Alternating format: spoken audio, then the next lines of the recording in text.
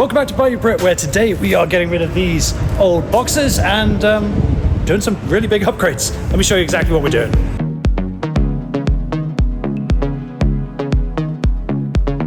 So these meter boxes are about 13, 15 years old. They don't make any of the parts anymore. Obviously they look really tatty. These push buttons are a failure point. This is an old coin acceptor that doesn't really work all the time.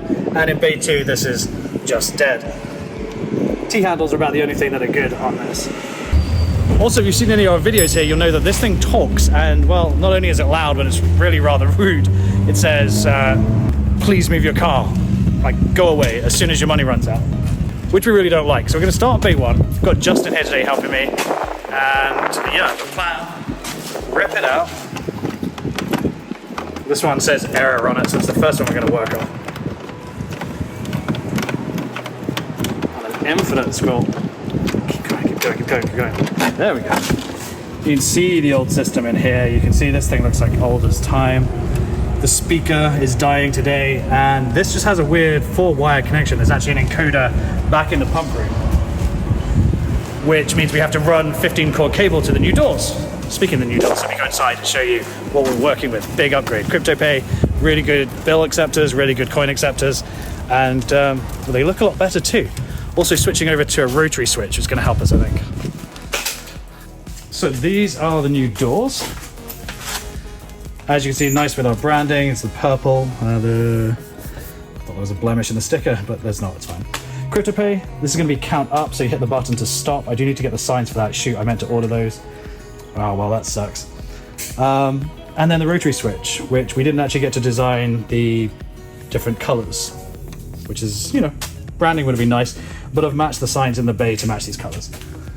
What we have to do is, as Justin started up there, is work out which of these 4 is which. They all come into this terribly terrifying looking wiring closet to these meter box that don't really work either. We can remote activate the bay, which is kind of nice, but other than that, the timers don't work. They show nothing useful. And like I say, this is from... what year do we reckon this is? 2003. That's why it's a hunk of junk, eh, Justin? Yeah, right. If you haven't seen the video before, this is Covington. We have this really old janky setup of our hydrominder mixing tank type things up there. Then we have this sea of cables and hoses and 4 pumps, including some structural wood to keep this one functioning. Well, it has happened, so... See you, little guy.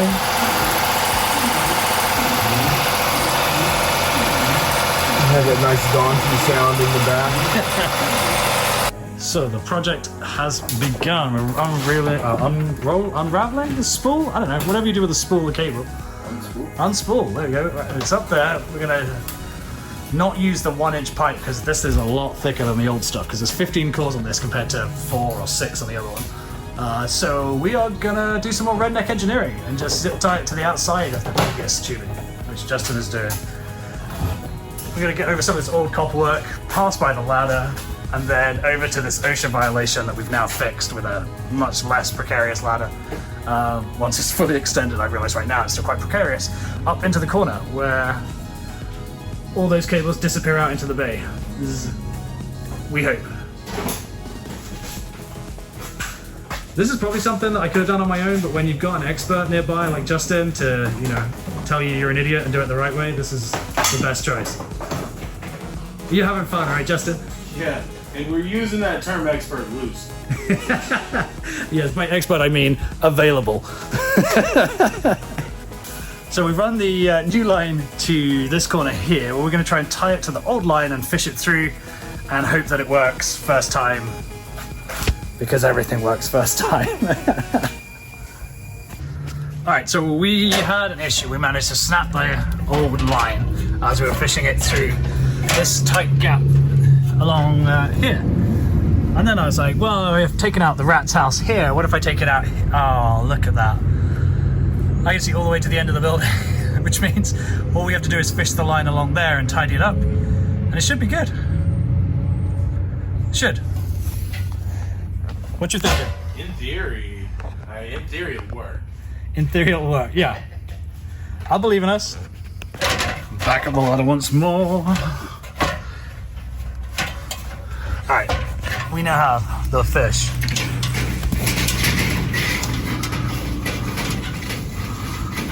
Ooh, it's not great that it's going above that wire. Oh, a bird. Hang on. We may have made this hard. Alright, let's see. I keep burning myself on this light. Okay. Yep.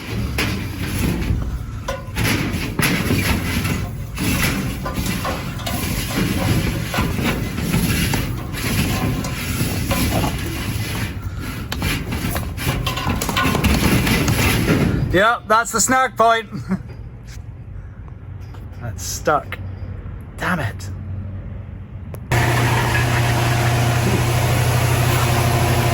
That doesn't look good. So, in your opinion, how many quarts of oil should be in an air filter for a compressor? I'm going to go ahead and say it should be 0. Thankfully, we have one compressor. Thankfully, one of our compressors is dying, has a bad motor. The other one has a good motor, but apparently it's putting out oil through the pistons, compression area, whatever actually causes the compressor to compress. I know things. So I've just switched it around for now, and these oldest time compressors are probably not long for this world, if I'm honest. And that is another fun way to spend several $1,000s. Woo, this place needs to start paying for itself. One area where I saved a little bit of money was by reusing these T-handles. So I've just popped it off, there's a retaining ring. Just pop that off and then it's going to slide into the door, which Justin's taken outside to mount. So let's go have a look at that. So he's out here working his magic, matching up colors on blocks, and there you go, look how good that looks. So in the old fuse panel, gosh, look at this big old transformer. We have a little circuit breaker here, this guy. But I couldn't tell you what rating it is. We need a 4 amp inline fuse to go in here somewhere on the 24 volt. I'm looking forward to being able to get rid of all these that we had to jump because reasons. So I need to run to Home Depot and get some fuse holders and some 4 amp fuses. Coming together though. I'm hoping the first one is going to take the longest and the rest will come into play a little bit quicker. Otherwise you could be here all week doing this. And it is hot in our pump room. 90 degrees outside, probably the same inside. Yeah, working in the heat, but could be worse, could be 100 degrees. So let's crack on, let's go to Home Depot and get some fuse holders. I tell you, these things always take longer than you would have thought. We literally spent 6 hours, except for when we went to Popeyes for lunch to get some chicken and shame. But we now have one line coming in. We figured out all of the wiring pattern based on this wiring diagram. That some of it is like hieroglyphs, it's that old. But generally speaking, it is done. Let's go outside and show you exactly what it looks like. I've got crypto pay set up. Everything's wired in correctly, and really can't complain. Once we figured out the best way to actually pull the cable, everything became a lot easier. So this is it. It says, please deposit $2 to start. It's $2 for 4 minutes. That's what we're going to roll with for now. And yeah, that's really going to be it for day 1 of doing these meter boxes. Day 2 should be a lot simpler. Now that we have a pattern to match, we should be able to pull stuff through really quickly. Hopefully then we can start to look at how we're going to install the dryers. I'll show you the dryers real quick. Got to tidy this up before I go home today because it's driving me mad. Here on Simon's desk, where I'm allowed to leave stuff. Don't look at Rick's desk because I don't leave stuff there, I promise. I don't think this can be rocket science. Mount this, run electrics, have it go through the same breaker as the high pressure rinse, then we should be good. Obviously the high pressure rinse and the dryer will never be on at the same time. They don't even have switches that are next to each other, I think. But let's go double check. And thus we can actually save a bit of money and use the same breaker. Is it best practice? Possibly not. Can it be done? Absolutely. Yeah, dryer is stop or spot free, so perfect.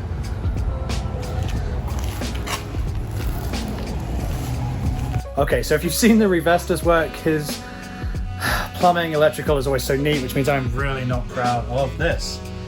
Sometimes, good enough for now is just fine. It's hot, it's sweaty, it's really humid in this pump room.